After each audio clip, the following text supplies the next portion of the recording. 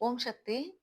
நான் வணங்கும் மகான்கள் எனும் தலைப்பின் கீழ் மகிமை பொருந்திய ஸ்ரீ லாகிரி மகாசயர் எனும் திருநாமத்தோடு இந்தியாவின் புனித நகரான வாரணாசியில் வாழ்ந்த மகா யோகியை குறித்து இன்று காண்போம். ஸ்ரீ லாகிரி மகாசயரின் சீடர் காளிகுமார் ராய் தன் அனுபவத்தை ஸ்ரீ பரமஹம்ச யோகானந்தரிடம் பகிர்ந்து கொண்டார். ஸ்ரீ பரமஹம்ச யோகானந்தர் அதனை ஸ்ரீ யோகியின் சுயசரிதை எனும் தன்னுடைய நூலில் பகிர்ந்து கொண்டுள்ளார். அப்பதிவிலிருந்து நான் அறிந்து கொண்டதை இங்கே பதிவிடுகிறேன். ஸ்ரீ லாகிரி மகாசயரின் சீடர் காளிகுமார் ராய் இவ்வாறு இப்பொழுது கூறுகிறார். நான் பல நாட்கள் காசியில் குருவின் இல்லத்தில் விருந்தாளியாக இருந்திருக்கிறேன். பல மகான்கள் இரவு நேரங்களில் குருவின் காலடிகளில் அருகில் அமர்வதற்கென வருவதை நான் கண்டிருக்கிறேன். அவர்கள் தியானத்தை பற்றியும் மற்ற தத்துவார்த்த விஷயங்களை பற்றியும் கலந்துரையாடலில் ஈடுபடுவார்கள். விடியற்காலில் அனைவரும் சென்று விடுவார்கள். ஒரு முறையாவது உறங்குவதற்கென படுத்ததை நான் பார்த்ததில்லை. ஆரம்ப நாட்களில் என் எஜமானர் எனக்கு எதிர்ப்பு தெரிவித்து வந்தார். என்னிடம் வேலை செய்பவர்களில் மத வெறியர்கள் வேண்டாம் என்று அவர் கடிந்து கொள்வார். எப்பொழுதாவது போலி அறிஞரான உன் குருவை நான் சந்தித்தால் அவர் நன்கு நினைவில் வைத்திருக்கும்படி சில வார்த்தைகள் சொல்ல போகிறேன் என்றார். ஆனால் இந்த மிரட்டல் என் தினசரி நிகழ்ச்சிகளை பாதிக்கவில்லை. நான் ஒவ்வொரு மாலையும் என் குருவின் முன்னிலையிலேயே கழித்தேன். ஒரு நாள் இரவு என் எஜமானர் என்னை தொடர்ந்து வந்து வீட்டின் முன்னறையில் முரட்டுத்தனமாக நுழைந்தார். அவர் தன் கண்டனங்களை கூற வந்திருக்க கூடும்.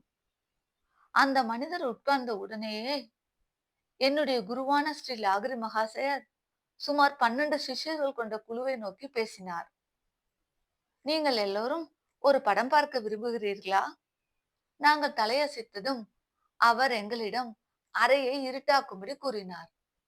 எல்லோரும் ஒருவர் பின் ஒருவராக வட்டமாக அமர்ந்து உங்கள் முன்னால் இருப்பவரின் கண்களை உங்கள் கைகளினால் மூடுங்கள் என்று கூறினார். என் எஜமானரும் எல்லாரையும் போலவே ஆனால் விருப்பமின்றி என் குருதேவரின் ஆணையை பின்பற்றினார். சில நிமிடங்களில் லாகிரி மகாசயர் எங்களை நோக்கி நாங்கள் என்ன பார்க்கிறோம் என கேட்டார். நான் பதிலளித்தேன். ஒரு அழகிய பெண் தோன்றுகிறாள். அவள் சிவப்பு கரையிட்ட புடவை அணிந்து யானைக்காத செடிக்கருகில் நின்று கொண்டிருக்கிறாள் என்றேன். மற்ற சீடர்களும் அவ்வாறே கூறினார்கள். குருதேவர் என் எஜமானரிடம் திரும்பி வினவினார். உனக்கு அந்த பெண்ணை அடையாளம் தெரிகிறதா என்றார். என் எஜமானர் ஆம், அந்த மனிதர் உண்மையாகவே தன் சுபாவத்திற்கு புதியதான உணர்ச்சிகளுடன் தத்தளித்துக் கொண்டிருந்தார்.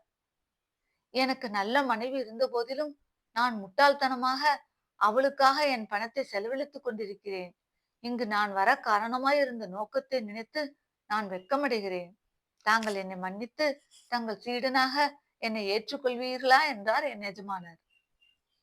உடனே குருதேவர், நீ 6 மாதங்களுக்கு நல்ல ஒழுக்கமான வாழ்க்கை நடத்தினால் நான் உன்னை ஏற்றுக்கொள்வேன். இல்லாவிடில் நான் உனக்கு தீட்சை கொடுக்க வேண்டியிருக்காது என்றார். 3 மாதங்களுக்கு என் எஜமானர் சபலத்திலிருந்து விலகி இருந்தார். பிறகு அவர் அந்த பெண்ணுடன் தன் பழைய தொடர்பை திரும்பவும் தொடர்ந்தார். 2 மாதங்களுக்கு பிறகு என் எஜமானர் இறந்து விட்டார். இவ்வாறாக என் எஜமானருக்கு தீட்சை கிடைக்க வாய்ப்பில்லை என்பதை பற்றிய என் குருவின் மறைமுகமான தீர்க்க தரிசனத்தை நான் புரிந்து கொண்டேன். இவ்வாறு காளிகுமார் ராய் கூறியிருந்தார். நாம் தற்பொழுது கவனிப்போம். மகான்கள் நம் வாழ்வின் மறைக்கப்பட்ட இருண்ட பகுதிகளை அறிந்து விடுகின்றார்கள். திருந்த வாய்ப்பளித்தும் பயன்படுத்திக் கொள்ளாதது மனித குலத்தின் தவறே அன்றி அவர்களுடையது அல்ல. நாம்